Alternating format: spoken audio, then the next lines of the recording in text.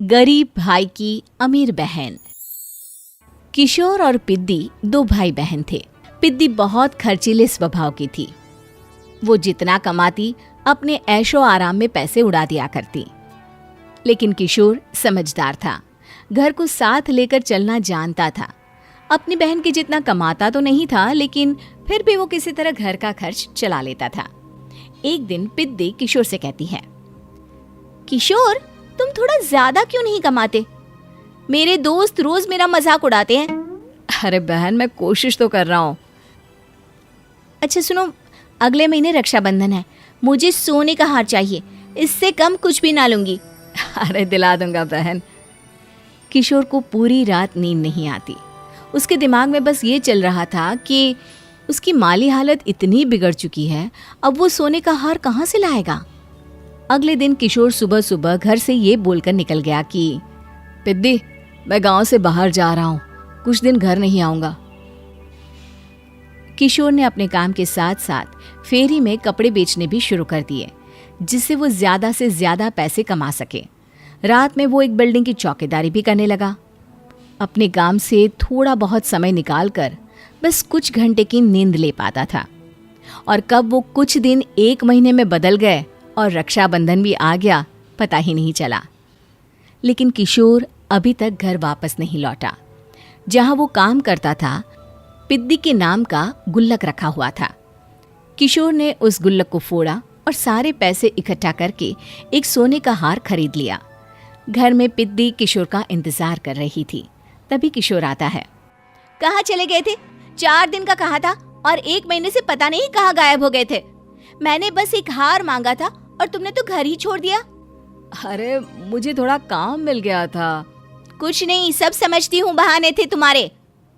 अपनी बहन के लिए इतना भी नहीं कर सकते, कैसे भाई हो? चलो यहाँ बैठो, राखी बांधती हूँ। पिद्दी ने किशोर को राखी बांधी। वैसे ही किशोर ने अपनी बहन के हाथ में सोने का हार रख दिया। उसकी खुशी का कोई ठिकाना नहीं था। वो मिठाई खिलाए बिना ही नेकलेस लेकर चली गई और शीशे के सामने अपने गले में हार रखकर देखने लगी। किशोर ने लड्डू उठाया और खुद ही खा लिया। ऐसे कई साल गुजर गए। एक दिन पिद्दी की नौकरी छूट गई। अब वो पूरी तरह किशोर पर डिपेंड हो गई थी। आए दिन किशोर को अपने महंगे महंगे शौक गिनाकर उससे पैसे मांगा करती थी। किशोर, कुछ पैसे देना, मुझे पार्लर जाना है। किशोर बिना कुछ बोले उसे पैसे दे देता। ये क्या, 500? अरे इतने में तो मुझे पार्लर में एंट्री मिलेगी बस। अच्छा, देता हूँ ना ज्यादा। अरे कैसे भाई हो, अपनी बहन के लिए इतना भी नहीं कर सकते। किशोर ने जेब से 2000 का नोट निकाला और उसे दे दिया। किशोर गरीबी में रह लेता था, लेकिन अपनी बहन को कभी कोई कमी नहीं होने देता था। बेटा, पिद्दी तुम्हारी बहन है, उसे कभी किसी चीज की कमी मत होने देना और उसका ध्यान रखना, क्योंकि भाई का फर्ज होता है अपनी बहन का ध्यान रखना। किशोर ने माँ की कही ये बात हमेशा के लिए याद कर ली थी। शायद माँ की इसी बात की वजह से किशोर पिद्दी की हर जिद पूरी करता चला आ रहा था। किशोर, आज मैं अपने दोस्तों के साथ पार्टी करने जा रही हूँ, मुझे कुछ पैसे दो ना। किशोर पिद्दी को समझाता है, लेकिन पिद्दी नाराज होकर चली गई और अपने कमरे में सुबक सुबक कर रोने लगी। किशोर अपनी जेब से कुछ पैसे निकालता है और पिद्दी को दे देता है। किशोर खुद कभी अच्छे कपड़े नहीं पहनता, लेकिन पिद्दी को राजकुमारी की तरह रखता। पिद्दी के जाने के बाद किशोर अपने काम पर निकल गया। एक तरफ पिद्दी अपने दोस्तों के साथ मस्ती कर रही थी, तो वहीं दूसरी तरफ किशोर पैसे कमाने के लिए कड़ी मेहनत कर रहा था। कुछ और दिन ऐसे ही बीत गए। एक दिन पिद्दी एक लड़के को लेकर घर आई और उसे किशोर से मिलवाया।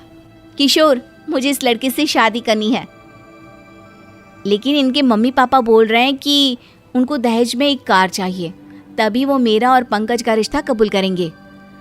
लेकिन बहन, कार खरीदना कोई सब्जी खरीदने के बराबर तो नहीं है। अरे कैसे भाई हो तुम, अपनी बहन के लिए इतना नहीं कर सकते? देखो, मैं ज्यादा इंतजार नहीं कर सकती, तुम्हें 1 साल में मेरे लिए कार खरीदनी ही होगी।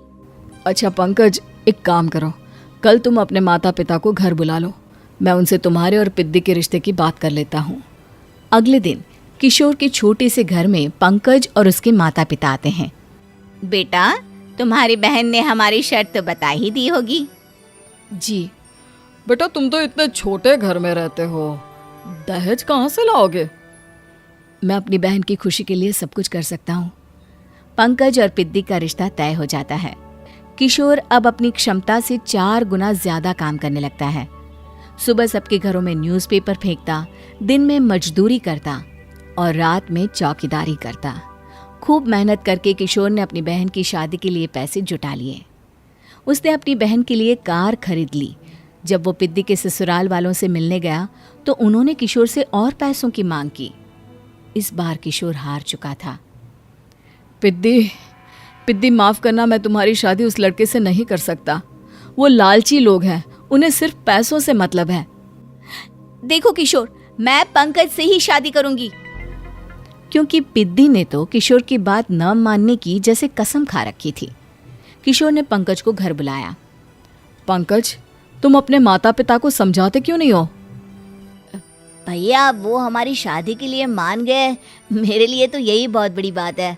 हम एक काम कर सकते हैं, दहेज की रकम में से कुछ पैसे मैं आपको दे देता हूँ। अरे लेकिन समाज वाले क्या कहेंगे? अरे जब दुनिया को पता चलेगा तब ना। अच्छा, कुछ पैसे मैं अपने मालिक से कर्ज में ले लेता हूँ। कुछ पैसे पंकज देता है, कुछ वो कर्जा लेता है और अपनी उम्र भर की कमाई वो अपनी बहन की शादी में लगा देता है। आखिर में पंकज और पिद्दी की शादी हो जाती है। पिद्दी की विदाई के बाद किशोर बिल्कुल अकेला पड़ जाता है। अब उसका कमाने में भी मन नहीं लगता। उधारी वाले रोज घर में आकर बैठ जाते हैं। अरे किशोर, अब तो पिद्दी की शादी को 5 साल हो गए, अब तो हमारा पैसा लौटा दो। चाचा, पिद्दी के जाने के बाद किसी भी काम में मन नहीं लगता। अरे तो हमारा पैसा कैसे वापस मिलेगा? जी, कुछ करता हूँ मैं। किशोर के ऊपर बहुत सा कर्जा चढ़ गया था, इसलिए उसने तय किया कि वो ये घर बेचकर सबके पैसे लौटा देगा। अगली सुबह शहर के किसी साहूकार को उसने अपना घर बेच दिया और सबके पैसे लौटा के वो गांव छोड़कर चला गया। पिद्दी ने शादी के बाद कभी अपने भाई का हाल तक नहीं पूछा। किशोर को फर्क नहीं पड़ता था, बस ससुराल में उसकी बहन खुश है ये जानकर उसे खुद की खुशी मिलती थी और ये सोचकर कि उसने माँ से किया हुआ वादा पूरा कर दिया।